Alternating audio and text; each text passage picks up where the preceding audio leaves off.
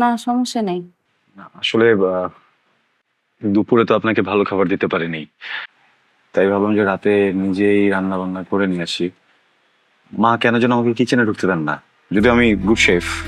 So কোথায় যে কি রাখা আছে না বুঝে, মানে একটু একটু সময় লেগে গেছে।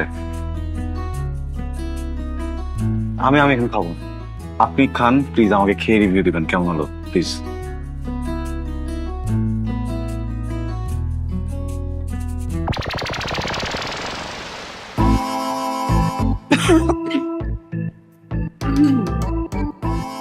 কোনো সমস্যা?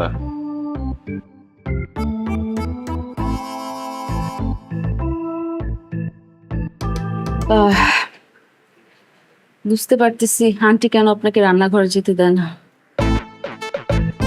না মানে অত খারাপ না, একটু লবণই প্রচন্ড